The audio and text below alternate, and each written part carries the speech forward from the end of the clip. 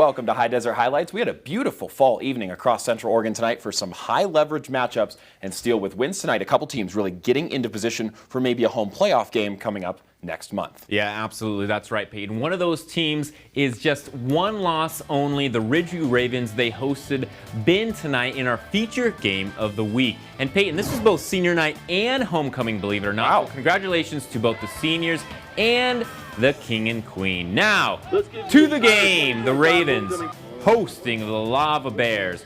First possession, Ridgeview forced to punt. Something goes wrong. Oh no, oh no. Down they go at the 1 yard line. Yeah, a little lucky they didn't actually surrender points on that one, but not how you want to start the ball game. And look at the Lava Bears are fired up. Next play, Josh Lambert punches it in for the score. Ben takes the early lead. Gage Hobbs, he's back to pass for the Ravens, finds Finn Chambers, who gets his feet down right before going out of bounds.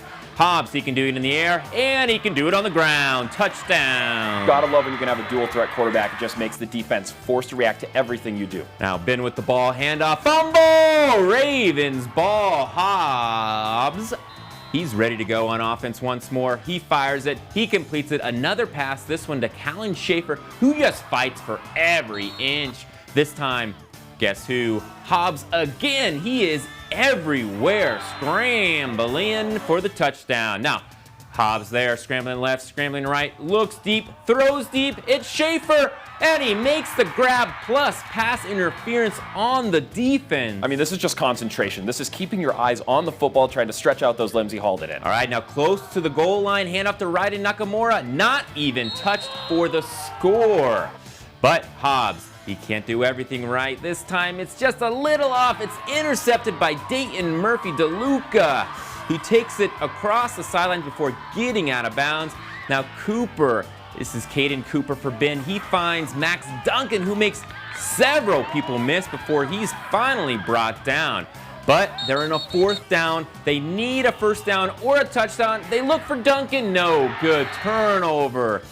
Not many times that connection hasn't worked this year. Wow, now late in the first half, Nakamura rips off a huge run, and he gets out of bounds to stop the clock right before the half. Now Hobbs, he looks left, he looks right, wide open. Schaefer again. What a fantastic game by that young man. Now Ravens, they cruise past the Lava Bears for a 42-20 victory, and they are 6-1 this season. Yeah, how about the Ravens start to the year? Really impressive stuff. We had one non-conference matchup tonight. Caldera at home against 5-1 Hillsboro. That was entering the night. And the Wolfpack, well, they started out hot. This is 12-0 Wolfpack in the second quarter, but the Spartans are driving. This is a fourth and long pass conversion to pick up the chains. Now Hillsboro inside the red zone, and they go back to the air for another first down. This time the quarterback looking right. Later in the series, Hillsboro will go for the end zone, and Caldera flagged for the pass interference on this play. The DB just pulling on that receiver a little too much. That sets up the Spartans on the goal line, and they pound it in with Ryder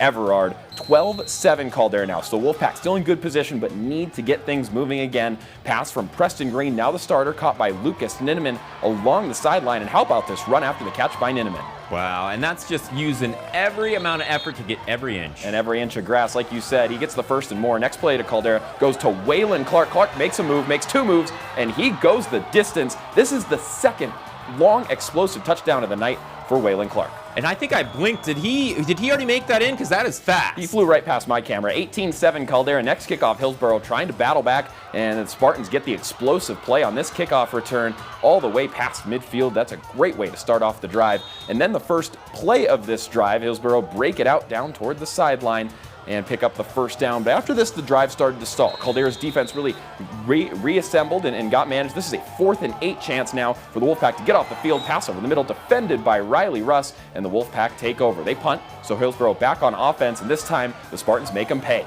Pass to Dash Keratin is complete. Keratin makes a man miss. It's 18-13 into the half. So if you're Caldera, you're taking that 5-point lead into the half. Underdogs in this game, they came in 1-5, but they get it first out of the locker room. First play from scrimmage. If it ain't broke, don't fix it. How about this run? Angry run from Waylon Clark as he shows off the skills. He makes men miss all over the place for a third explosive touchdown run of the game. What did those Hillsboro guys do to him to make him so angry like that? I don't know, but it was a heck of a game for Clark just after that touchdown. How about this moment? for Peter Kamek. Swarmed by the team after he makes what I believe is the first extra point of the year for Caldera. That has been a department they've struggled in, but a lot of things went right. For the Wolfpack tonight, they pull off the upset at home. How about this? 33-27 over 5 and now 2 Hillsborough. And having fun doing it. Look at that. Now, Mountain View, they're looking to keep pace with Ridgeview. They also just have one loss, just like Ridgeview, and both against the Summit Storm, the top dogs. Now, it was homecoming night for Redmond as well, but Redmond back to pass. Wyatt Horner intercepted by Ryden Carpenter, and he takes this quite a long way. We've seen this before he's finally brought down. Well, Carpenter's a running back, so when you're a running back, it's just a dream scenario. When that pass floats up to you, he knows what to do once he has the ball in his hands. Absolutely, and Cougars looking to throw the ball wide open. Easton Ray for the score from Alex Tulin. Next possession for the Cougs, Angel Valenzuela with the run and the touchdown. Cougars with the ball again. Play action fake. Tulin finds a wide open Robbie Capers for the score. Mountain View wins this one big, 42-0. Yeah, following the big blowout win tonight, let's take a closer look at Mountain View Steel. Now, you see these numbers on the screen. What that doesn't tell you is that with tonight's win, Mountain View now has 3 shutout wins on the year. They've also won 3 straight, 2 of those being shutouts since that loss against the Summit Storm. So really, it was right back on the saddle after they took that one loss. I don't know if it was deceptive, but the offense was what I was focused on, and the defense, wow. I mean, wow. In that 53 points at this late in the year after 7 games, that might be the best in 5A. We would have to check our numbers, absolutely. But it's certainly one of the best defensive, most complete defensive groups in all of 5A, or really all across Oregon. Let's take a look at our 5A scoreboard now. Mountain View, the big win on the road. Ridgeview, they get the win at home, but really, the score of the night is that Caldera upset at home. Yeah, look at him rolling, finding some confidence and getting some wins. And that takes us to tonight's 5A standings. Now, make a note, tomorrow night, Summit and Crook County, they play a rare Saturday night game. We'll talk about that one in just a few minutes here, but Steele, what else do you like here on the standings? I mean, Mountain View and Ridgeview doing what they need to do to stay on top. They're really separating themselves from Bend and the rest of the conference. I think we look at those top 3 teams and say all 3 of them likely to host a playoff game by the time that those playoff seedings come out. They should be top 10 ranked teams, close there already. All right, IMC staying tight. Let's head down to 3A now. Sisters on the road at Pleasant Hill, and this is a top of the conference matchup here, but it's the Billies who get things moving first. A chunk play for Pleasant Hill, pass inside the 10. How about that grab? And making an Outlaws defender miss inside the 10-yard line. Next play, Pleasant Hill goes out into the flat, out into space to the left, and that pass puts them on the scoreboard. Outlaws looking to respond, down 7-0 now, and they'll sneak the tailback straight out of the backfield. He was on the hip of the quarterback, and that tailback will get in for the score after the check down. That's good for 6. Pleasant Hill able to build their lead before half. They punch it in from close. Then into the third quarter, it's Pleasant Hill. The Billies again, this time a bomb drops through the air, a dime in the back corner of the end zone. Sisters will get the final score of the night in the fourth quarter with this direct snap power run, but it's Pleasant Hill who leaves happy tonight as conference leaders. They defeat Sisters 18-14 on home turf. Let's take a look at tonight's 3A scoreboard. Steele, what do you like from these other games? Well, Sisters has always been in tough matchups, and Lapine in a close-ish one against Elmira, they held tough, and then Madras with a big 30-point victory, 56 points for the White Buffaloes. I'll take it. And if you remember last week, Madras scoring 0 points on the road to Sisters. That game finished 3-0 in overtime, so this is a huge result, maybe the best game of the year for Madras. Big win, upset win at home.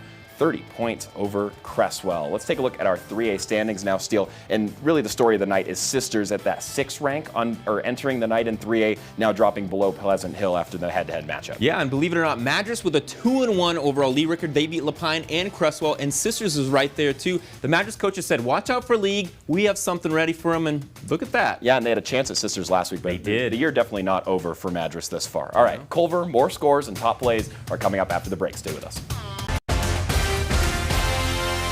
Welcome back to High Desert Highlights. Now, Peyton, the Culver Bulldogs, they played yesterday, and they dominated that game from start to finish. Let's just get right to it. Early on, kind of a reverse tight end wingback position. That's Tyler Rahi, I believe, who just gets it to the outside. And then it's Isaiah Middleton, back to pass. Great ball, and that's Rahi again with the catch. Great pass, great catch, and it's a simple run up the middle.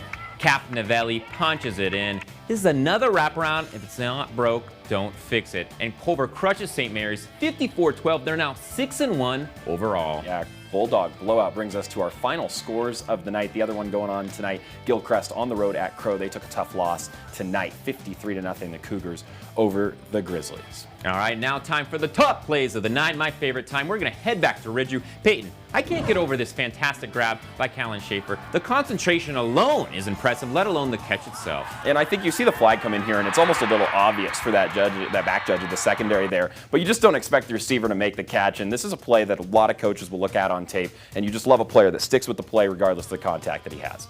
All right, next we head to Caldera, and what a night it was for Waylon Clark. 3 long, explosive touchdown runs, and this was the best of the highlight reel that he showed us tonight. Whoop, whoop, he makes defenders miss all over the place in Hillsboro. Well, they can't catch him with those wheels as well. I mean, you can talk about a lot of things going right tonight for the Caldera Wolfpack, but have a day, young fella, because Waylon Clark, he powered Caldera to one of the biggest wins in program history tonight. All right, and speaking of a little shake and bake, we're going to head back to Ridgeview for one last time. It's Max Duncan. Now in fast motion here, or regular speed, I should say, fast motion. Oh, he is fast. Looks good. He is fast. He makes it look fast. But look at the slow motion here. Look how many, a missed tackle after missed tackle, a little hoppity scoop, I think. And the field awareness. I mean, he just knows Yes. exactly where he's at along the tape there. Very impressive. All right, well, Max Duncan couldn't get it done for the Lava Bears tonight. But finally, we don't have to look a full week out for more IMC action. We have a rare Saturday night game right. still. And this one, really, you're looking at the Summit Storm and seeing if they can remain undefeated at Crook County. Yep, and they're looking to do just that and get another dominant win. Now, Crook County at home, you know, probably undersized compared to a big ground and pound, tough Summit team. I mean, they can throw the ball too, but they're just big. Crook County's going to have to use that speed. Yeah, absolutely. They're going to have to play well. All right, they're going to have to play really well. That game's tomorrow night. We'll see you back here next Friday night for more High Desert highlights.